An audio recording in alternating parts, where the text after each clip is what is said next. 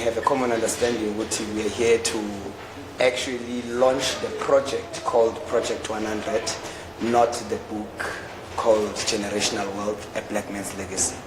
Yeah, within the plans that we have with the management I'm under, the next move we are doing after this project, which is a spiritual sacrifice, we are actually going to have a book launch tour around South Africa, where in every capital town of South Africa, we are going to be launching the book. So, Project 100 is a Kulunyiwe Ngayo. I'm going to talk to you about the book. For those who are going to be buying the book within this project, I need them to know what exactly they are getting into. Because if you don't know what you are getting into, you are starting a journey you're not going to finish, obviously. So this book, Generational Wealth, A Black Man's Legacy, it took me literally, as I always say, 2 years and 7 months of writing. It was not because every day I had news to put inside the thing. It was because I had to wait for moments of inspiration for me to put in something that is worth a reader's attention. So, Generational Wealth is designed, is written by design to address the current issues in this generation that we are in.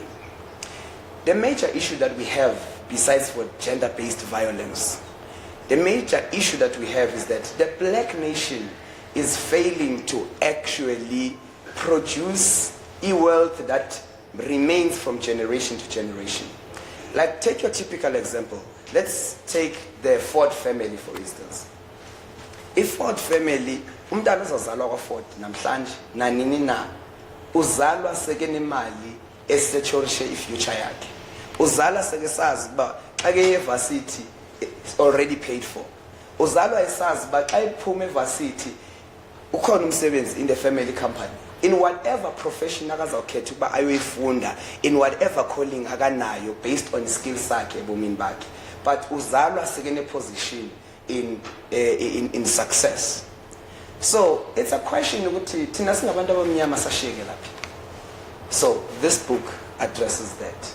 It shows you what is the actual gap between the white people and the black people. I know many people think ukuthi the difference between white people and black people, it's money. It's not money. It's knowledge. It's understanding. It's behaviors. It's practices. It's ama values abanawo. Into abazixabisileyo compared to into esizixabisileyo. Like, okay, so where do you get all this that you're saying, that you've even put in the book? I had an experience growing up of living in different families. And one of the families I happened to live with was a white family. That's why I actually learned to what we are at work is what we were raised to be from Ekaya.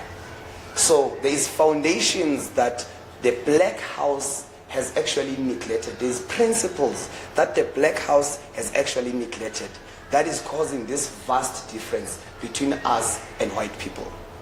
So, okay, generational wealth, a black man's legacy. In this book, I'm saying bring back our land. I am not political. I am just simply talking about life principles, important things that should not be overlooked. Let me walk you through the book so that you know Lendeni Choyo is really inside.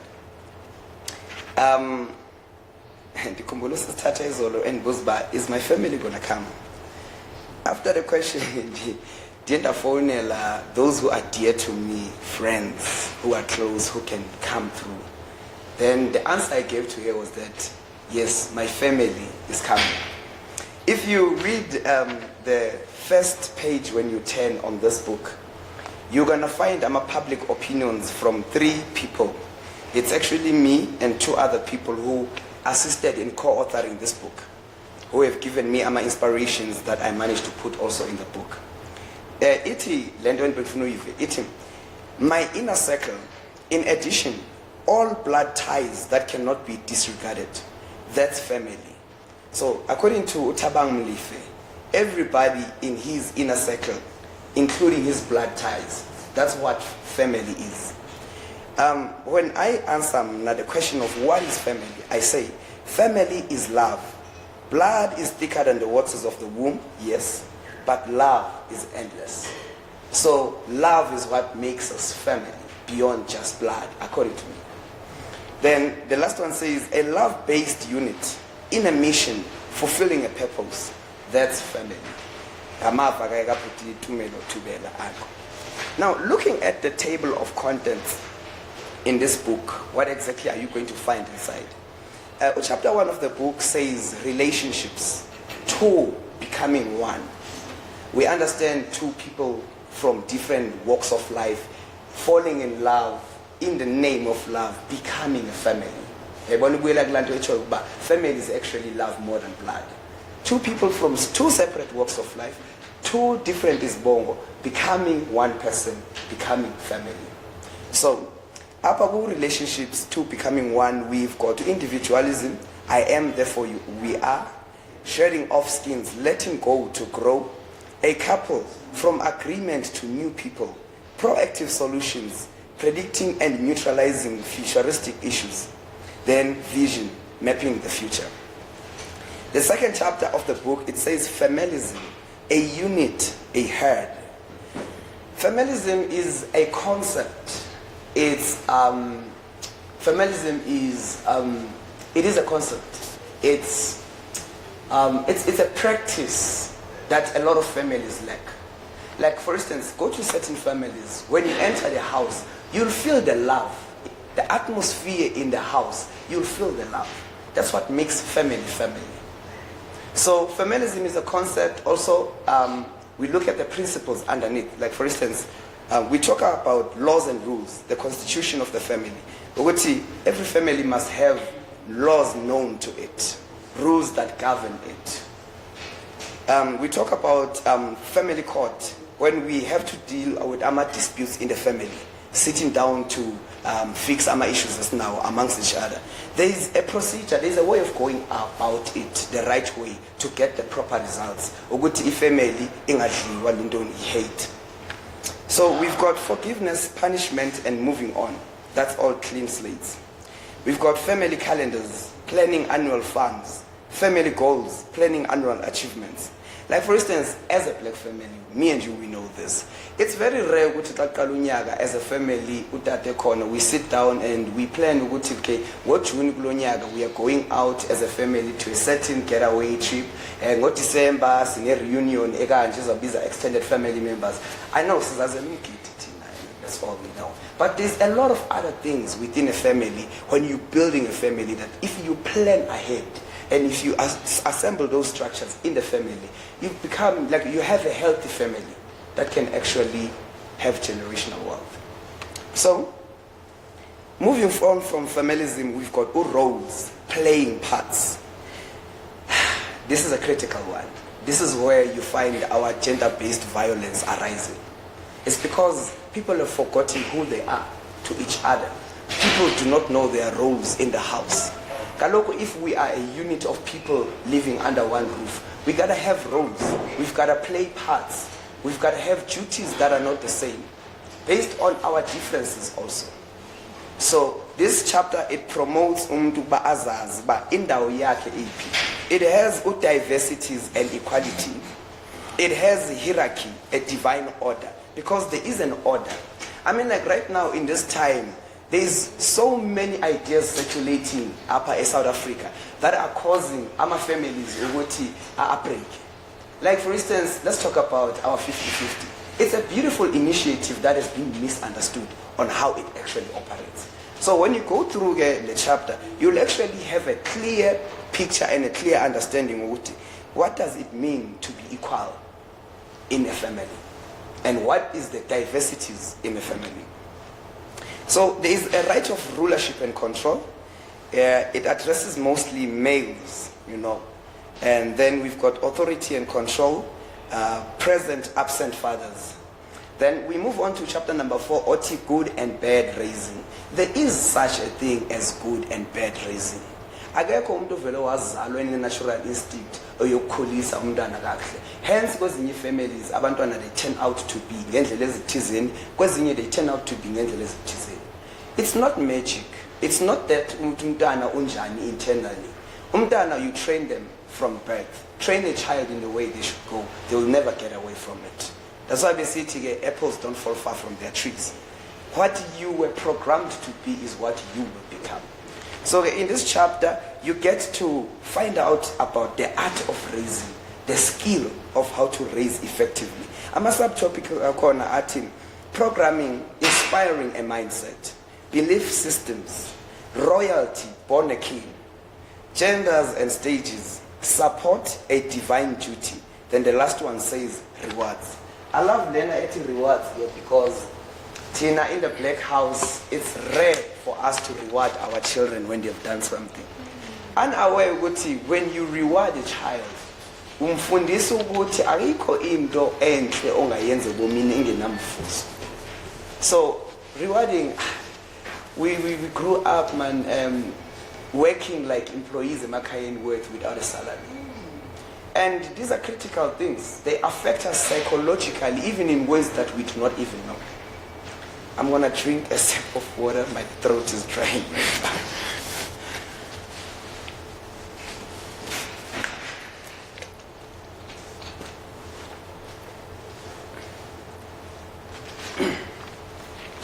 So please, even if you don't read the book or buy the book, please learn to reward your own children. Then the next chapter says family school, trainings and disciplines. Here I actually go into detail on how to teach your child to say no. You know, can I please sit down, please? I think like this. Ukuthi umntana abe ne-backbone, it's not just by natural character. It's also a teaching that you instill. Mostly our children, they learn by seeing from parents. So now in this chapter I show you ukuthi umntanakho ufunda ukuba uthi hayi kuye uhayi wakho angabe intengentenge.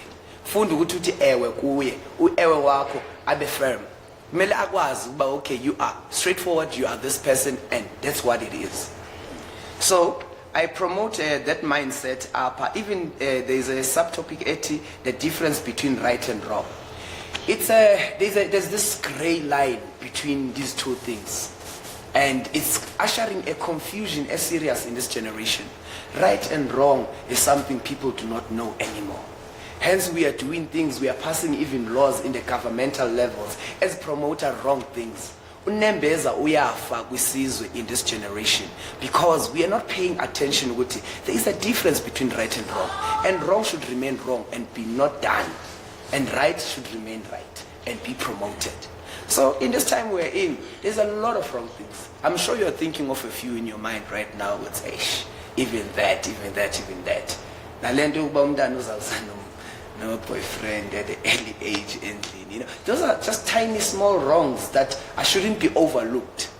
By saying the white family is ahead of us as the black family, it doesn't mean isn't wrong abazenzayo kumele advertise and stuff. That's not what I'm promoting in this book. But what I'm promoting is the right way of life. So when we proceed, we've got trainings, School of Family School. These trainings, they talk about handling finances. You don't teach a child to handle money class emdala. Seke sebenza. Uzawubhatyaza. Uzayispenda pha etywaleni. Akaziba nanto. Uzawuhlala rent for 30 years engacinga ukukhams. Because you never taught a child to be responsible financially. So up how you teach your children from an early age. Umntana uyamnikeza imali uthi khawuyithathe ke le uyisave. Xa siyahamba ngo-April, uJanuary ngelo xesha. Xa siyahamba ngo-April uzawusebenzisa yona for isicampaign.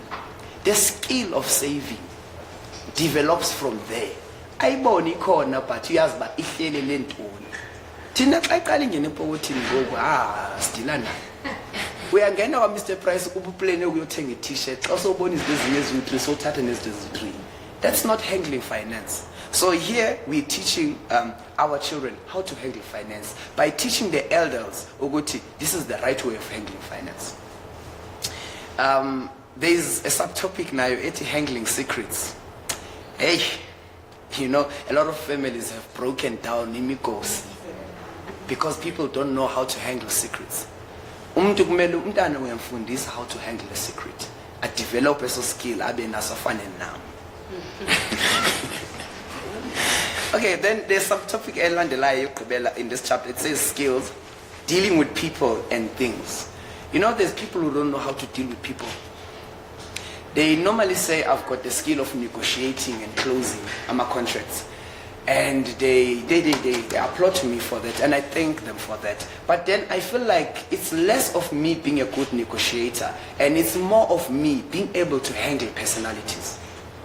Even at school, I used to be good at handling bullies. I used to be able to deal with them using words and put them in their place and make them see how wrong they are for being bullies. That's called handling people. It's a skill you teach your own children. So, the next chapter in the book, which is chapter number 6, it is finance, money talks. We know money talks, but here we are having money talks. For real. There is this thing we call a subtopic yokala, it is the spirit of money, or the spirit called money.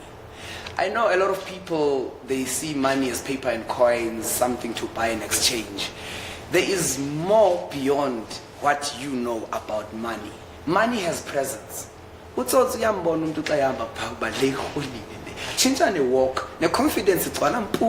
You feel yourself as, you know, when you're sitting amongst people, when you got money, yeah. Because there's a spirit that comes with those notes. And once that spirit finds control over you, you will never have control over money. Money will not serve you, you will serve money. So here we talk about things like that. Then we talk about incomes, having multiple streams of incomes. I encourage that. You can't survive on one thing. You see. So here we talk about incomes and how to deal with incomes as a family now, so that you can build what? Generational wealth. So we talk about financial defense, the principles of using money in your own defense. We teach you the right way of fighting Gemali in this chapter. But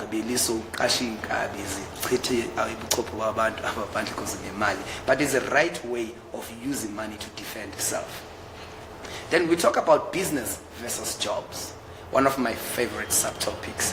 Because, you know, if you're going to build generational wealth, you can't live on a job forever. A job is there for you to collect capital to fund a dream. A job is there for you to build up a financial muscle, for you to be strong enough and carry a vision, the dream that you have about a family business. That's what that is there for. It's not a permanent thing. So I talk business versus jobs in this chapter. You will find out for yourself. I might offend you somewhere there, but then as long as it is the truth, it works. Then we've got principles of budget and expenditure. I don't want to talk about that because I'm still struggling there, but I spoke about, there's somebody who inspired me to talk about certain things, and it's a chapter that I'm going to be reading over and over myself. Then we talk about saving versus investing. Then we move on to chapter number 7, where we talk about legacy now, since this is generational wealth, a black man's legacy. Now there is a question of what is a black man's legacy, because legacy is not just ilifa. That's not legacy. There is more to it, and I don't want to give you the answer because I was also fundamental. But then it addresses the question of what is legacy. A subtopic yokala iti family name, identity. Then the second one says family wealth, sentimental valuables, classics, classic vintage family collections. Then the following subtopic says intellectual property, family success secrets. KFC ezaphumelela ngerecipe yakhe, which is the trade secret, is because la recipe mhlawumbe wayithatha kugogo wakhe and yagcinwa kwi-family. It was never shared with the community. As much today as they are a business, still xa ufika uyosebenza kwa-KFC uzawuhamba ungasazi spice sapha ukuba simixwe njani. Sihlasele motla ututswe. So there is secrets in a family that build a family. Intellectual secrets in a family that build a family. Ubone sekhona i4th generation farmers in that family. It's because there's a secret of farming they have as a family. So in this legacy topic, where I talk about intellectual property, family secrets, then we've got moral codes. You see, everybody becomes unique because of the moral codes they hold dear. So there I break down what look at families by valuing different things is because of different moral codes, and I give you examples of a few so that you know. Then we talk about will, renouncing and inheriting. Again, as I said, it's less of a matter of amafa. It's more of what the truth about legacy is. You will find out. Trust me, you will. There is also wills that are left that gives us inheritances that are dark. Like for instance, then akushiye nayo ashebhalile kuwini ukuthi ngo2 o'clock mihla lena kumele ugibisele iqatha lenyama la room emnyama. That's an inheritance you can find a way of renouncing. There is also certain things, like for instance, typical example, ufiba a family eyakwalibenya ine reputation ethize xa uthi ngumuntu wakalibenya sicinga kanje because you're associated with the name. It's an inheritance. It's something you can renounce. Ubona abanye abantu sebengama artist ane stage name ezithizeni. It's an establishment of a new legacy. So there we talk about stuff like that. Ukuthi yintoni engekho nhle esuka kusapho lakini, no matter how spiritually interlinked you are with them. What is it that like ungenza ntoni to renounce those kind of things? Then there is a poem ke apho ke ethi forsaking a dark star, a new name, a new family. Then the last chapter in this book is the order of blessing. Here we are defining this divine force, what a blessing is. We talk about greatness and blessing. We talk about effectiveness. We talk about expansion and influence. We talk about vision and the future. And then we talk about divine encounters for some of us who have had them. And then we talk about impartation, channeling and communicating spiritual substance, spiritual energy. Okay, fine. Let's have this honest talk. There is this thing called blessing. It's real. It's not a lie. If you blessed, there's nothing you can do about it. No matter how much you can hate a blessed person, you can't stop them. So here we talk about spiritual blessing and its importance. In the absence of blessing. And you can't actually keep what you get when you don't have blessing. So here in this chapter, I give you the understanding that a legacy will never exist and stand except there is a blessing. Establishing a legacy is a calling. And when you are called to go establish a legacy, there is a blessing that will be given to you. But now also, look at this. There is a statement that says from the Holy Scriptures, he says to a person, get out of your homeland and go to a place that I will show you. When you get there, I will bless you. I will make your name known that has been famous. And you will become a blessing. Meaning when you are blessed, it's your duty to become a blessing. You might be blessed, but we don't experience you as a blessing because you are not practicing being a blessing. Now, I like the second part, I will make your name known. It's useless to have something important like this and have the absence of abantu abafana noTata noMabhunga making it known. It is a blessing to the people it's sent to. But in his absence, who will know about it? Fana nobungoku isibhedlela with the proper doctors sibekele ehlathini when nobody knows of it. Sizawunceda bani? Sine potential, but akho mehluko sizawenza. So this book is a blessing. This book is generational wealth, a black man's legacy. Wow. As a black man, please get yourself this book. Be blessed. Wow.